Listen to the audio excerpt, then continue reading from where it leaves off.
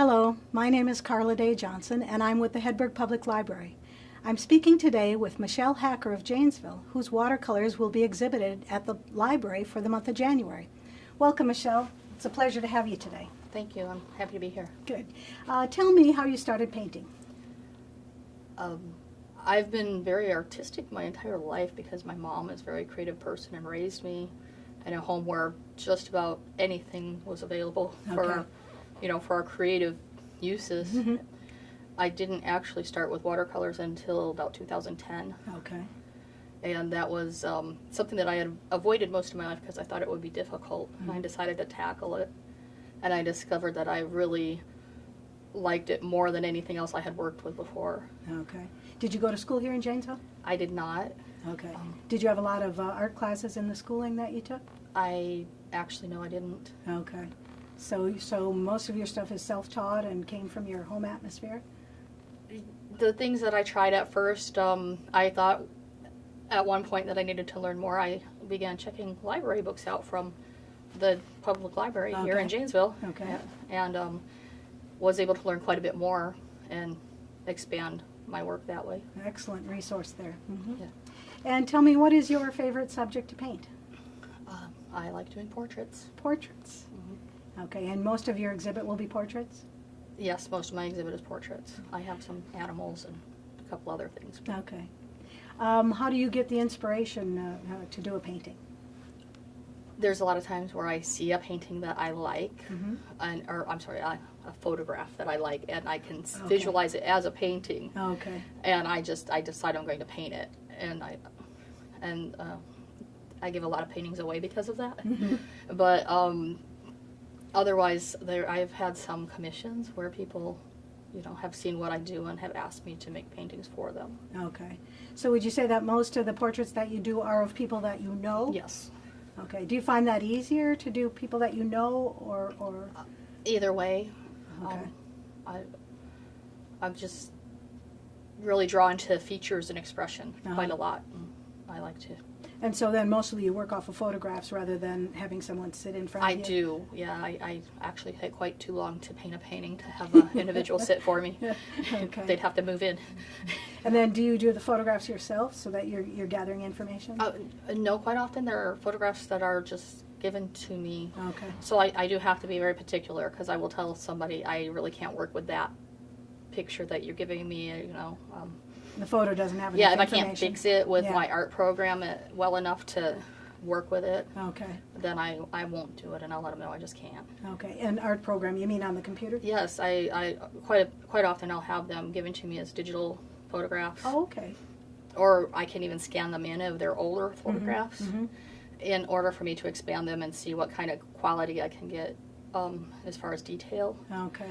Because I don't like to paint a watercolor with a lack of detail. I'm really into very bright, bold colors and detail in my pictures. Well, and I think in facial features, if you're going to make it look like the person, you need the information. Right. You can choose to leave something out, but...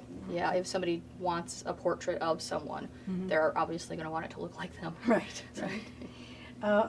What do you do in the case of, do you do any fixing? Do you do any, say you've got a bang of hair right down the middle of the face, sure. Those kind of things you weed Sometimes out I leave it in. It depends if it adds character to the photo. Okay. Or sometimes I'll just kind of eliminate, over much, like somebody's got hair flipped everywhere. I probably might take some of that out and reduce it. So you don't want to do too much detail, over detailing around the face, because then it would draw attention away from the face. Well, that's a good point. And a lot of times I'll resolve issues with odd backgrounds. Okay. By completely removing the background and just putting something a little more fanciful or less detailed.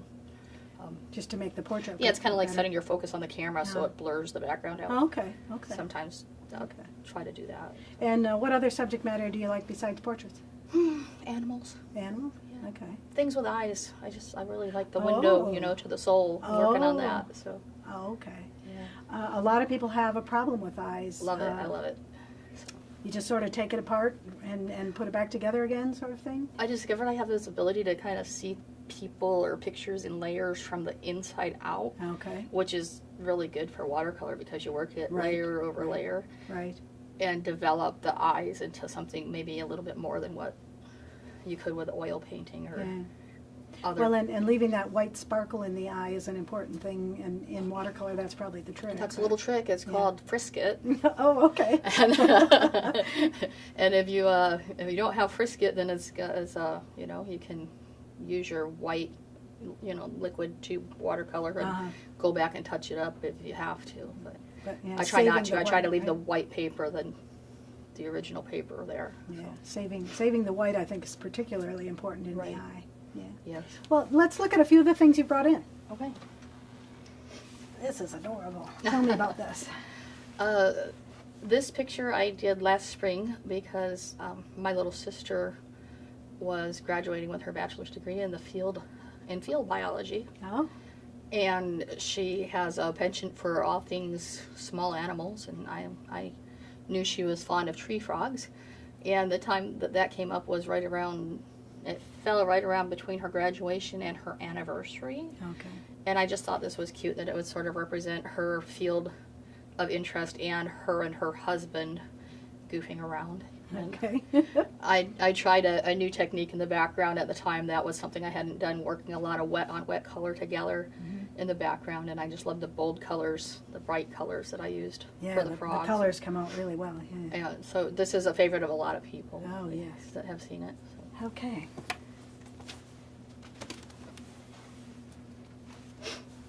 This one here? But this one is a little girl named Jamie. She's not so little anymore, but we were neighbors with her in Southern California. She was a friend of my children's some years ago, because I've been here in Wisconsin for about 6 years now. Okay. But she posted this on her Facebook, and I asked her permission to paint her picture from it. I saw this picture with such an overexposed look to the photograph that I wanted to see if I actually had the skill to translate what I saw onto the paper with the watercolor. Okay. And this is the result, and I had people ask me if it was actually the photograph itself. No, it's not. Yeah, it works really well. So, it was fun. I really liked it, and she has beautiful eyes. Yeah. And that's all you see pretty much is her eyes when you look at it. So. Sometimes I think the challenges that we find in a painting are what make them endearing to us after we've solved the problem. Or... Yeah, I was afraid I couldn't make that one pale enough. I thought I would accidentally put too much color on it. Yeah. Okay, this one? This one's dear to my heart. That is my youngest, my little Rhiannon, the princess pirate. And this was a photograph that I took of her. It was in a kitchen. Obviously, it doesn't look like it now.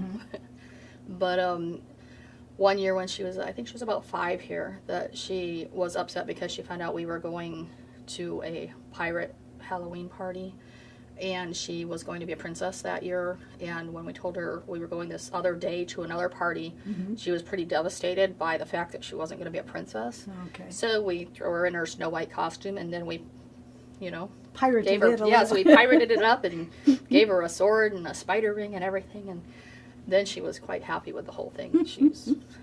She's, and like I said, it's dear to my heart. I love painting that picture, and this hangs in your home. It actually hasn't yet, but it will. Oh, okay. All right. Well, we look forward to seeing it up on the wall here. Thank you. And this last one here, there's a special story that goes along with this. Tell me about that. That's actually one of the first watercolors that I painted. It's not the first. It's actually the second. And I painted it based off from my library card. Okay. That's actually the picture from the library card. Okay. That I measured it out to draw it out step by step, and painted that, and that's the result. I'm hoping to donate it to the library at some point. Very good. I would love to see it hanging here. So. And I understand it's the painting that they've used as a source for the note cards from the library. Yeah, today was the first time I saw the note cards. I did give permission months ago for them to use it for note cards or letterhead or whatever they would like, that they were welcome to use the image, and I was tickled to see it. It's neat. That is neat. That's a nice way to give back to the community. Well, so tell me about your plans for the future. I am actually an at-home mom right now. I'm disabled, so there's not a lot of things I can do outside of the home. Okay. And I have a movement disorder, and they told me to do as much with my hands to keep my ability, Small right? motor. Right, my small motor skills and things going. So I've done a lot of things like crochet and learned to knit, but my favorite thing to keep my hands going, or at least my left hand, is my painting. So I don't have any big plans. I just continue to try to make people smile and, you know. And do you think you will continue to do portraits, or do you aspire to something different? You know, I have tried a few other things. There's a picture that's hanging here in the library that is of flowers. That was a technique that I looked up in a book and read about and decided to try. Okay.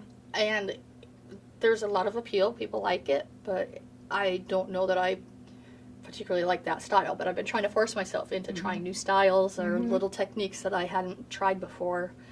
It's hard because when you really like what you're doing already, it's really hard to step outside that box. Yeah. But I have been trying. I guess we'll see how it goes.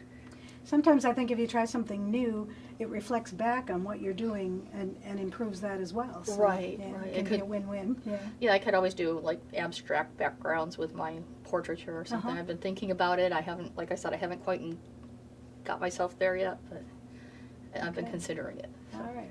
Well, it sounds good. It was a pleasure to talk to you today. I look too. forward to seeing your exhibit. Thank you. Join us for the month of January to see Michelle Hacker exhibit her paintings at the library. Thank you.